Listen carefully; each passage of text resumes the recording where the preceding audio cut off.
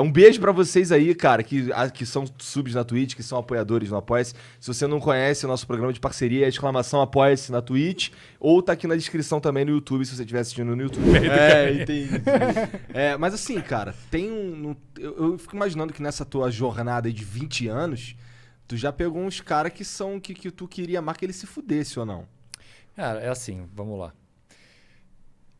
Se você não parte de uma premissa básica dentro da advocacia criminal, você não é um advogado criminalista. E qual é essa premissa básica?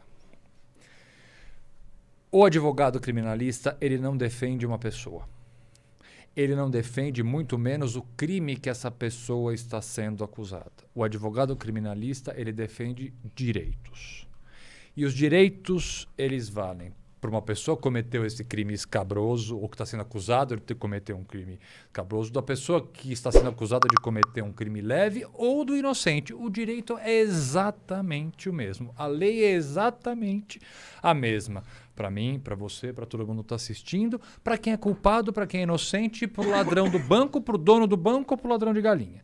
Se você não tem isso dentro de você, sabendo que você não está ali para advogar para o Zé, para o João ou para a Maria, você está ali para advogar para o direito do Zé, para o direito do João e para o direito da Maria. Aí você não faz esse julgamento inicial. Porque se você se parar para fazer esse julgamento, realmente é difícil. Óbvio que há casos que eu já trabalhei, dezenas, centenas de casos que eu trabalhei, que eram acusações gravíssimas. Acusações que, obviamente, você numa primeira leitura, você tem uma dificuldade.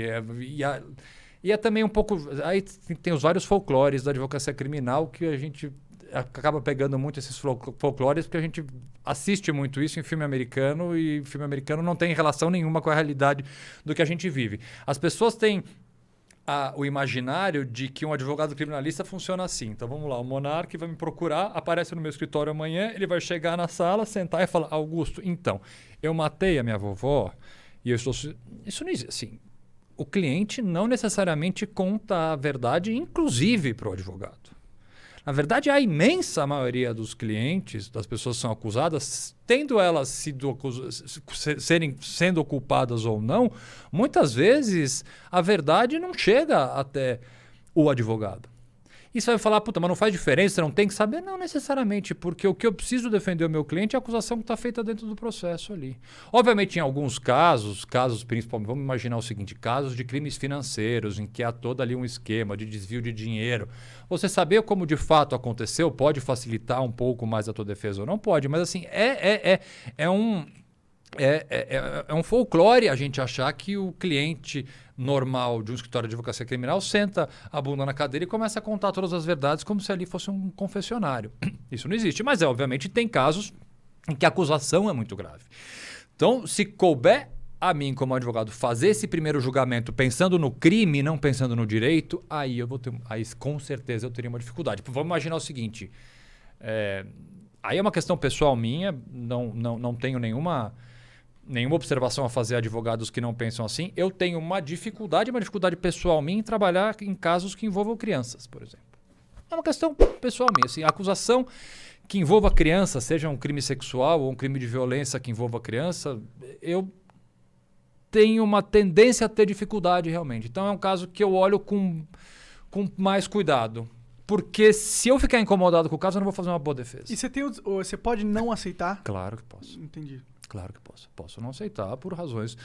Como já não aceitei dezenas e dezenas de casos na minha história, por não me sentir confortável naquele caso específico, ou por achar... Enfim, por variadas questões. Isso é normal acontecer. Mas eu não posso deixar este julgamento do homem médio, esse julgamento da sociedade, esse julgamento que nós, como cidadãos, fazemos de uma acusação grave, interferir no meu trabalho. E por isso que eu tenho que ter esse norte, esse princípio básico que eu não estou advogando para uma pessoa, eu estou advogando para um direito. A partir do momento que eu consigo fazer isso... Eu acho que eu consigo ser um advogado criminalista, assim. Porque, não, tá cheio de advogado criminalista já, não vem mais concorrência que o mercado está... Não, fica aqui. Pelo que eu estou entendendo, e aí tu me corrige se eu estiver falando merda, então tu não tá sempre querendo que o cara seja absolvido, tu quer só que ele seja... que sejam observados os direitos. Claro. Porque assim, eu achava que você tava ali pra dar um jeito daquele cara ali que é um assassino ser absolvido. Primeiro, vamos lá. Quem dá jeito não é... Assim,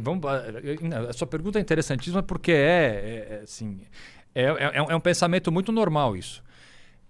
Eu não decido... Vamos começar pelo básico. Eu não decido nada. Vamos lá. Quem decide alguma coisa é um juiz. Então, assim, o poder de decisão, a caneta não é minha. Né? Eu também não uso essa acusação que muitas vezes é feita. O advogado usa brechas da lei. Não tem brechas na lei, tem a lei. A lei está dizendo aquilo ali. Se eu pinço aquele pedaço da lei e uso isso, não é uma brecha. Tá lá, a brecha é o que está faltando, concorda? Isso aqui é uma brecha.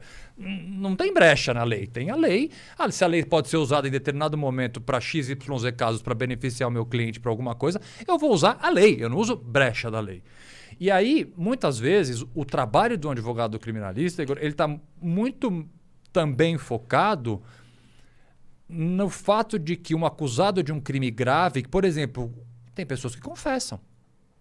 Vamos começar por aí. Como é que eu vou pedir absolvição de alguém, dizer que a pessoa não fez nada, se meu cliente foi lá e confessou? Então o trabalho do advogado é fazer com que... Por isso que a gente tem que sempre ter em mente o seguinte, eu não estou advogando para a pessoa, eu estou advogando para o direito.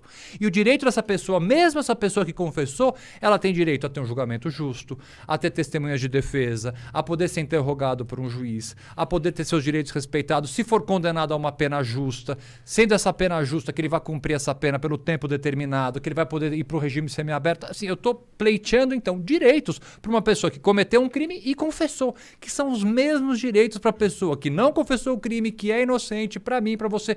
Por isso que a gente tem que ter essa régua. A régua é o direito. Se você partir para a pessoa ou partir para o caso, aí você vai ter essa dificuldade. Entendi, cara. Acabou de mudar minha mente sobre esse assunto aí. Porque eu achava... Tinha uns caras que falavam assim, caralho, como é que esse cara aceita ser advogado desse cara, mané?